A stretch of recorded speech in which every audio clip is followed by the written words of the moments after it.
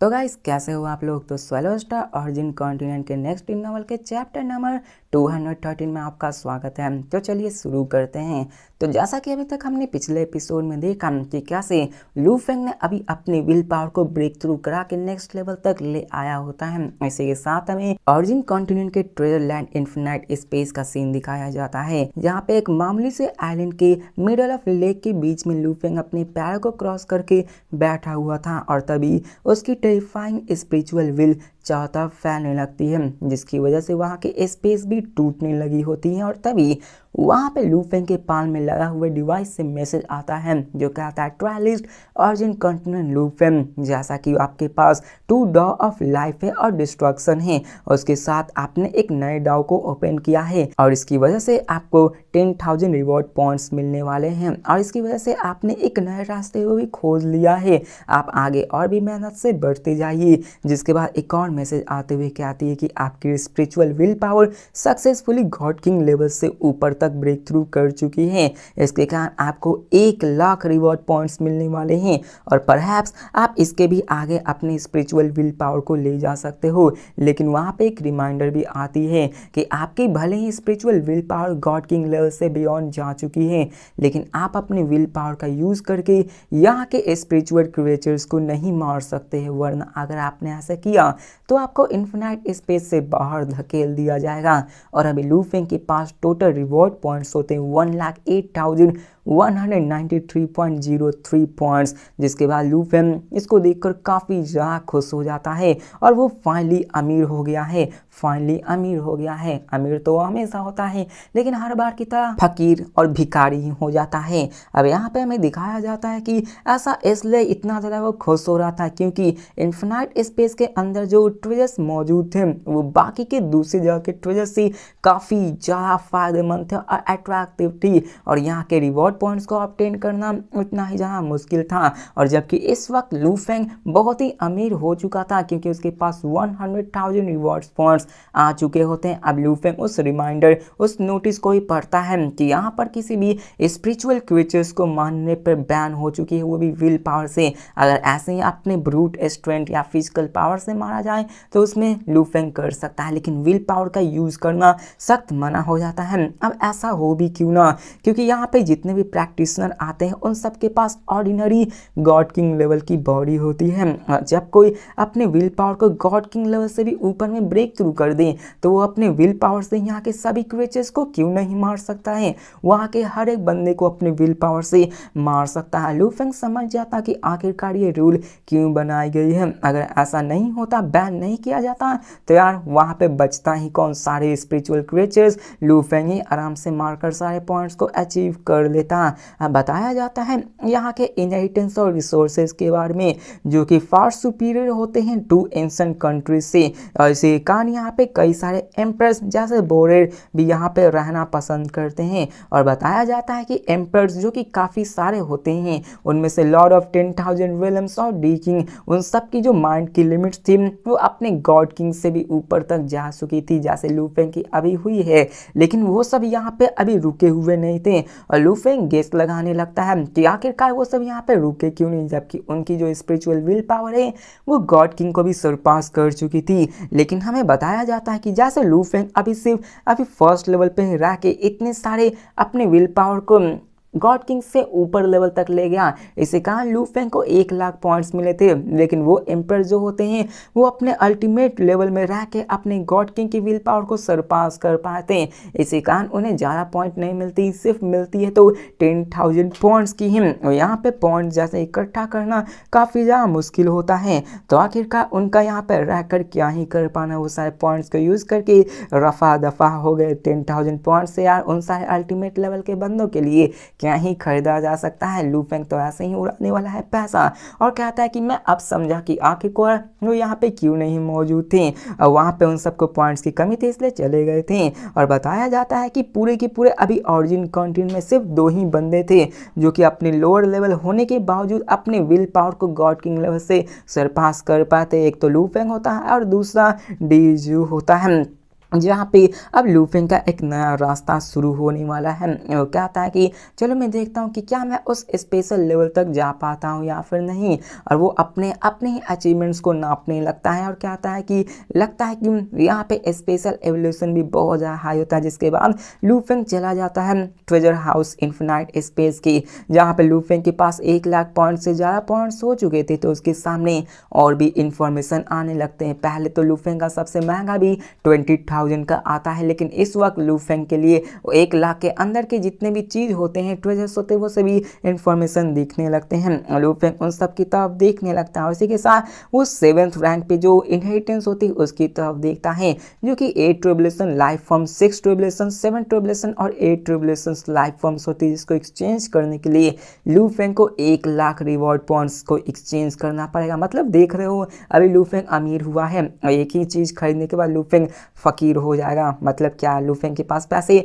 बचते ही नहीं हैं। जिसके साथ उसमें रिमाइंडर भी लिखा हुआ था कि देखो 9 कैलेमिटी को अगर आपको करना है, अगर आपने इसको सीख लिया, मतलब 7, 8, 9 होता है, 9th लास्ट है, तो अगर उसको लूफेंग ने सीख लिया तो वो इस केज से बाहर निकल सकते हैं, मतलब इस ओरिजिन वर्ल्ड से वो बाहर जा सकता है। जिसको जानकर लूफेंग भी हैरान हो जाता है, लेकिन इसको पाने के लिए हम लूफेंग को गरीबी को फिर से देखना पड़ता, जो कि अभी लूफेंग के लिए ठीक नहीं था। और दिखाया जाता है कि यहाँ पे जो बंदे गॉड किंग लेवल से ऊपर या फिर सेमी ह्यूमन लाइफ फॉर्म से ऊपर चले जाते हैं, उसको बहुत ही भारी कीमत चुकानी पड़ती है। लूफेंग सोचने लगता है कि युवान ने जितने भी इनहेरिटेंस को कलेक्ट किया है उन सभी को इसमें मिला दिया है, और वो सोचने लगता है कि क्या मैं सच में अगर 9 कैलेमिटी को समझ जाऊँ, उसको पूरा कर लूँ, तो क्या मैं सच में इस केज से बाहर निकल पाऊंगा। और वो सोचने लगता है कि मेरे पास सिर्फ 1 लाख पॉइंट्स है, तो क्या सच में मुझे 1 लाख पॉइंट्स को इसके अंदर डालना होगा। और कहता है नहीं, अभी के लिए मुझे उस सारे लेगेसीज को नहीं ट्राई करना चाहिए जो कि अभी के फिलहाल मेरे काम में ना आएगा। लूफेंग इसको 1 लाख देकर पॉइंट्स खरीद भी लेता तो क्या करता, लूफेंग के पास अभी उतनी पावर नहीं है, और आखिरकार वो बाहर केज के बाहर जाकर करेगा ही क्या, वो वहां बंदा मारा जाएगा तब तक कि उसके पास अल्टीमेट वाले की बॉडी ना हो, वहाँ क्रश हो जाएगा, तबाह हो जाएगा, गुम हो जाएगा, मारा जाएगा। यार लूफेंग जाएगा ही क्यों। लूफेंग क्या था कि अभी गॉड किंग के ऊपर वो काफ़ी ज़्यादा दूर है, तो ये यार फाड़ में जाए, इसको मैं लूँगा ही नहीं। अब दिखाया जाता है कि वो बाकी सारे चैप्टर्स को देखने लगता है, जहाँ पे 3rd चैप्टर में world life form special inheritance होता है, जिसको रिडीम करने के लिए लूफेंग को 60,000 रिवॉर्ड्स पॉइंट लगने वाले थे, जो कि असल में गॉड किंग के अल्टीमेट लेवल की चैप्टर होती है। जिसके बाद 100K बीस्ट बॉडी होती है, जो कि ये स्पेशल इनहेरिटेंस के अंदर आती है। इसको भी रिडीम करने के लिए 60,000 पॉइंट्स की जरूरत होती है, और ये भी गॉड किंग अल्टीमेट रियल्म की चैप्टर होती है। लूफेंग ने सारी इंफॉर्मेशन को देखा जो भी उसे जरूरत होती है। अब ये देखो, ये सभी स्पेशल इनहेरिटेंस होते हैं और सभी God king ultimate realm stage के होते हैं। मतलब इन सब को लेने के बाद लूफेंग आसानी से गॉड किंग रियल्म के अल्टीमेट लेवल्स के सारे सीक्रेट टेक्निक्स को बना सकता है। लूफेंग सारी इंफॉर्मेशन को पढ़ने लगता है, और वहाँ पे उसे परफेक्ट लेवल इनहेरिटेंस को पाने के लिए सिर्फ 10,000 रिवॉर्ड पॉइंट्स की जरूरत होती है, जो कि सिर्फ second level of God king की होती हैं। और लूफेंग बाकी सारे रिवॉर्ड पॉइंट्स को देखना शुरू करता है, लेकिन इसी के साथ इनहेरिटेंस के बाद लूफेंग ट्रेजर्स की तरफ देखने लगता है। लूफेंग इतनी भी जल्दबाजी नहीं करता कि उसे इनहेरिटेंस लेनी है, अगर ट्रेजर पसंद आए तो ट्रेजर भी लेने में क्या ही बुराई होगी। अब वहाँ पे नंबर 1 ट्रेजर ह्यूआनवू हार्ट होता है, जिसको एक्सचेंज करने के लिए लूफेंग को 1,81 रिवॉर्ड पॉइंट्स की जरूरत होगी। अगर इसको कोई भी अपने दिल के साथ जोड़ लेता है तो उसके पास एक ह्यूमन बॉडी आ जाएगी, जो कि बहुत ज़्यादा पावरफुल होगी, और वो अपने ओरिजिन डॉ के साथ पूरी तरह कंपैटिबल होगा। अब रिकमेंडेशन ये होता है कि इसको सिर्फ वही एक्सचेंज करे जो कि अपने डॉ ब्रांचेस के एटलीस्ट 5 डॉज को सीख गया हो। रिमाइंडर भी दिया जाता है कि जब आप अपने हाफ डॉ के स्टेट पर पहुंच जाओगे तो वहाँ पे हर एक डॉ आपका second level of God king के जितनी पावरफुल हो जाएगी, और आपके पास इतनी पावर होगी कि आप सुप्रीम रूल्स को कंट्रोल कर सकते हो और आप ओरिजिन वर्ल्ड के लॉर्ड बन सकते हो। मतलब यहाँ पे 5 ब्रांचेस थे, वो सभी सेकेंड लेवल तक आ जाएंगे। जिसके बाद सेकेंड रैंक ट्रेजर्स होता है एक मिनिएचर सोल स्वॉर्ड, जिसको के लिए 1,81 रिवॉर्ड पॉइंट्स की जरूरत होती है, जो कि सुटेबल होती है ओरिजिन वर्ल्ड डॉ के कल्टिवेटर्स के लिए, जैसे कि वो अपने इनलेस बॉडीज को उसके अंदर रख सकता है, जो कि एक मिनिएचर यूनिवर्स की जैसा समझ लो। तो उसे लूफेंग क्यों ही घंटा कर देगा।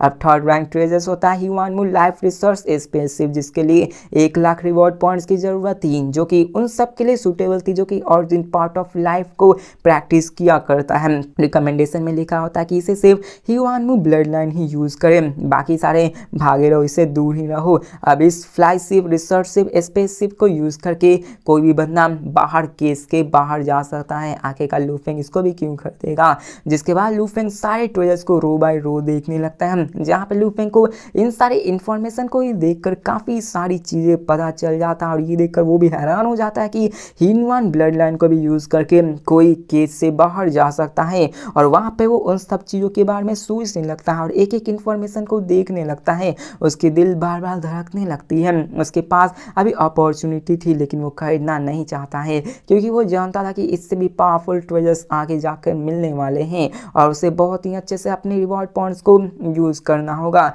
अब यहाँ पे बताया जाता है कि जो प्राइस होते हैं बियॉन्ड गॉड किंग लेवल्स की और सीक्रेट टेक्निक्स की, तो उसके लिए जनरली 12,500 से लेकर 50,000 पॉइंट्स तक होते हैं। सबसे एक्सपेंसिव सिर्फ 50,000 पॉइंट्स के होते हैं। सीक्रेट ट्रेजर्स जो कि गॉड किंग लेवल को भी सरपास कर जाते हैं, जो कि विल पावर को रेसिस्ट करने के लिए होते हैं, जिसकी इफेक्ट उतनी ज़्यादा नहीं होती है। लू फेंग उन सबको देखने लगता है और सबके बारे में जानने लगता है। अब ये सारे ट्रेजर्स पावरफुल होते हैं लेकिन लू फेंग को इन सब की ज़रूरत नहीं होती है, क्योंकि ये सिर्फ उसके विल पावर अटैक्स मेंटल से सबको ही वीक कर सकती थी। लू फेंग कहता है कि आखिरकार इन सारे सीक्रेट ट्रेजर को रिफाइन कौन करता है, इन सबको बनाता कौन है। लू फेंग हैरान हो रहा था। जिसके बाद लू फेंग अपने पॉइंट्स की तरफ देखता है और वो कहता है कि मैं तो ये चाहता हूँ, वो भी चाहता हूँ, सब चाहता हूँ, क्योंकि ये सभी तो काफ़ी अच्छे हैं, लू फेंग के लेवल्स को काफ़ी अच्छे से बढ़ा देंगे। लेकिन यही है कि रिवॉर्ड पॉइंट काफ़ी ज़्यादा कम है। क्रिएचर्स को मारने के बाद भी लू फेंग को घंटा रत्ती भर भी नहीं मिलता है। और लू फेंग ने सबके बारे में समझने लगता है और कहता है कि अभी के फिलहाल सबसे सस्ते चीज़ को मैं एक्सचेंज करने वाला, जो कि है लोटस हार्ट सील। लू फेंग स्केल ऑफ डिस्ट्रक्शन को पहले एक्सचेंज कर चुका था, जिसके बाद सबसे ज़्यादा चीपेस्ट यही होता है, जो कि 80,000 बोनस पॉइंट्स की वजह से इसको एक्सचेंज किया सकता है। लू फेंग इसको एक्सचेंज कर लेता है और इसी के साथ उसके रिवॉर्ड पॉइंट्स घटकर 90,193.03 पॉइंट्स बनकर रह जाती है और इसको वो फ्यूचर के लिए छोड़ देता है, ताकि वो फ्यूचर में देख सके जो भी उसके लिए सबसे ज़्यादा सूटेबल होगी। अब यहाँ पे वो उसको एक्सचेंज कर देता है। अब बताया जाता है कि उसकी माइंड और विल तो अभी ही ब्रेक थ्रू की होती है, जिसके कारण पहले वो अपने स्ट्रेंथ को स्टेबलाइज करना चाहता था। और इसी के बाद हमें सीन चेंज कर ह्यूआंग सिटी के स्टार टावर के अंदर सिटी लॉर्ड मेंशन के एक क्वाइट से का सीन दिखाया जाता है, जहाँ पे लू फेंग के हाथ में बहुत ही खूबसूरत सा लोटस का फूल होता है और वहाँ पे वो कहता है कि सीनियर युवा ने तो बहुत ही अच्छे से ट्रेजर्स छोड़ कर रखे हैं, जो कि यहाँ के प्रैक्टिशनर को काफ़ी ज़्यादा बेनिफिट्स करने वाले हैं। लू फेंग काफ़ी अच्छे मूड में होता है, वो अपने उसी लोटस हट सीट की तरफ देखता है और साथ में अपने स्केल ऑफ डिस्ट्रक्शंस के बारे में भी सोचने लगता है, क्योंकि ये दोनों डॉ ऑफ लाइफ एंड डिस्ट्रक्शन के लिए काफ़ी ज़्यादा कंपेरेबल कहा जा सकता है। एग्जाम्पल के रूप में ग्यूजी एम्पायर और साथ में लॉर्ड ऑफ मदर रिवर और गॉड की बात करें अर्थ की, तो उन सब के पास ट्रेजर्स मौजूद थे जो कि ह्यूआन ने छोड़कर गए होते हैं, जिसकी वजह से वो अपने गॉड किंग लेवल को भी सरपास करने में यूज कर पाए थे। लू फेंग इन सब के बारे में सोच रहा होता है, लेकिन तभी उसकी नज़र स्टार टावर की तरफ भी जाती है और सोचने लगता है। अब यहाँ पे लू फेंग कहता है कि इन्फिनाइट, देखो फिर से इन्फिनाइट स्पेस मतलब वहीं सारे ट्रेजर्स पॉइंट्स की बात हो रही, तो यार मतलब मैं भी पक चुका हूँ, क्योंकि यहाँ पे सिर्फ उन सब के दाम के बारे में बताया जाता है, काम के बारे में बता ही नहीं जाया जाता। लू फेंग अपने स्टार टावर की तरफ देखता है और सोचता है कि जितने भी वहाँ पे ट्रेजर्स मौजूद थे इन्फिनाइट स्पेस में, वो काफ़ी ज़्यादा पावरफुल थे। उनकी सबसे महंगी भी जो ट्रेजर्स थी वो 50,000 रिवॉर्ड पॉइंट्स की थी और वह सोचने लगता है कि आखिरकार मेरी स्टार टावर जो कि एक ट्रेजर है उसकी पॉइंट कितनी हो सकती है। और वो सोचने लगता है कि चलो मैं देखता हूँ कि स्टार टावर में क्या चीज़ें मौजूद है, क्योंकि मेरी विल पावर तो अभी गॉड किंग लेवल को भी सरपास कर चुकी है, तो शायद मैं इसके अंदर के मिस्ट्रीज को समझ पाऊँ। जिसके बाद वो अपनी स्पिरिचुअल पावर, विल पावर को स्टार टावर के अंदर पेनिट्रेट करना शुरू कर देता है। और ये पहली मर्तबा था कि वो इतने केयरफुली इसको इतना जांच पड़ताल कर रहा था। जैसे ही वहाँ पे वो अपने विल पावर को पेनिट्रेट करता है, लू फेंग को महसूस होता है कि स्टार टावर काफ़ी ज़्यादा डिफरेंट महसूस कर रही है। लू फेंग हैरान हो जाता है, जिसके बाद वो और भी deeper level of star tower के अंदर जाने लगता है, जहाँ पे उसे कई सारे endless countless mysterious secret patterns दिखना शुरू हो जाते हैं जो कि लू फेंग के कॉन्शियसनेस के अंदर जाने लगते हैं। लू फेंग कंफ्यूज हो जाता कि आखिरकार ये सीक्रेट पैटर्न्स है क्या, क्योंकि ये सीक्रेट पैटर्न्स काफ़ी ज़्यादा अंदर तक गई हुई होती है, जिसके कारण स्टार टावर चल रहा होता है और लू फेंग उसको समझ ही नहीं पा रहा होता, क्योंकि ये